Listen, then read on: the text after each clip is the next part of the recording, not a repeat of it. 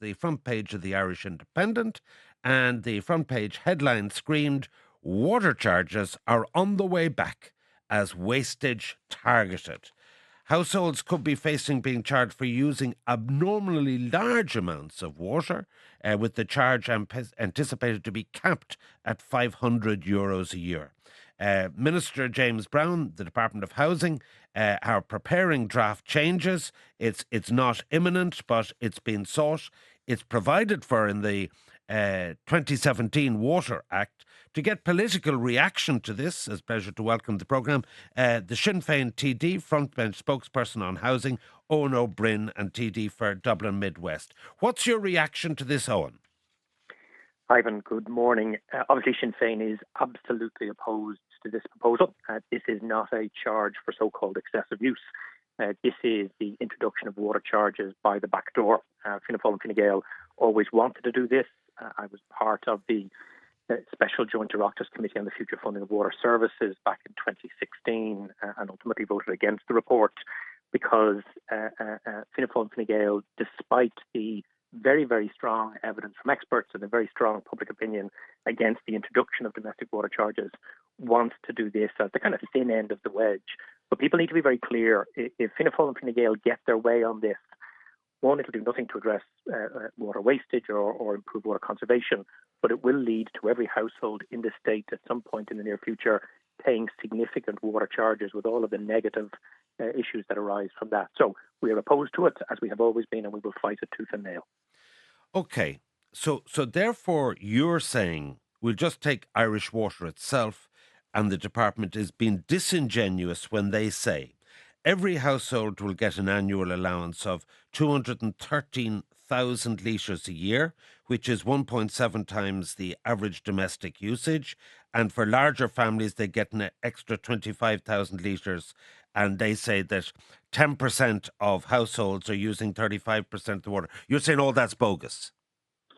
What I'm saying is, and we spent a very considerable amount of time at the committee back in 2016 dealing with this, is that, first of all, there are a significant number of houses across the state where the water usage levels are not because people are consuming more, it's because the properties are older or the properties have building defects. And the people who live in those homes do not have the financial resources to undertake the necessary works. There was an entire chapter of the report back in 2017 on water conservation. None of the recommendations of that section of the report have been implemented by government. So what I'm saying is, while this is being presented as a measure to address so-called waste and improve conservation, in fact, that is not what it is. There are far better ways to address those issues, as we outlined.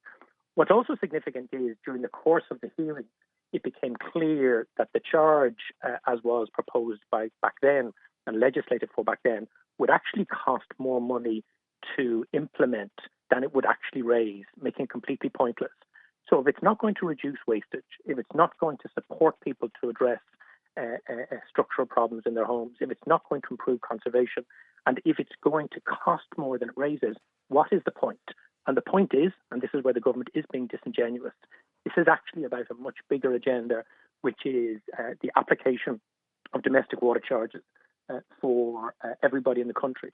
And the problem with that is that it will lead to something that we don't have at the moment, which is water poverty. We have a very significant problem with fuel poverty, particularly affecting pensioners in older homes. We are almost unique in Europe about not having any level of water poverty. It is a fundamental human right. It is essential to the well-being of society. We pay for it through general taxation.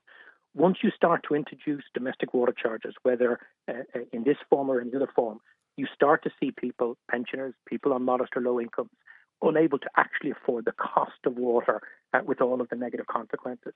So this is not what the government is saying it is. There is an alternative agenda here, and it is one that we are implacably opposed to. And like I say, we will fight it. Okay. And from your deliberations in the committee, I think everyone would agree that water is a valuable and scarce resource, and therefore water conservation per se is a good thing. And if someone keeps the tap running all night, doesn't report a leak, or has a massive swimming pool, what deterrent do you think should be put in place, if not this? Well, first of all, that is not what this is about. So, for example, swimming pools invariably don't come off your domestic water services. It's one of the red herrings that was often thrown out. The first thing is we need to identify what the problem is. So, from all the data we were given back in the committee in 2016, and I suspect it hasn't changed, Irish households actually have a lower average water usage than many of their European peers, including countries that have very expensive water charges. There are issues, particularly issues with properties of a certain age or a certain type. And again, the committee dealt with this and made recommendations in terms of expanding the first fixed service from Uisce Éireann. That needs to be addressed. Likewise, for example, there are families that have legitimate additional water needs. They might be larger families, they might have special needs or other requirements. They need to be catered for, not through the blunt instrument that's been proposed here, but something much more sophisticated. On top of that, the single largest source of water loss or water wastage in our water system is Uisce Éireann themselves. I mean, in Dublin alone, 40% of treated water is lost to the distribution system. In Dublin City, it's 50%.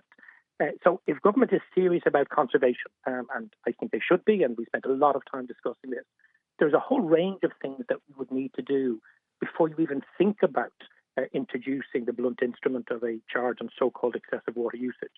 And again, I make the point, there was 8 very specific recommendations in Chapter 5 of our committee's report on water conservation, and that's separate to the strong view of the committee expressed in the report for government and Uisce Éireann to increase and accelerate their own leakage reduction.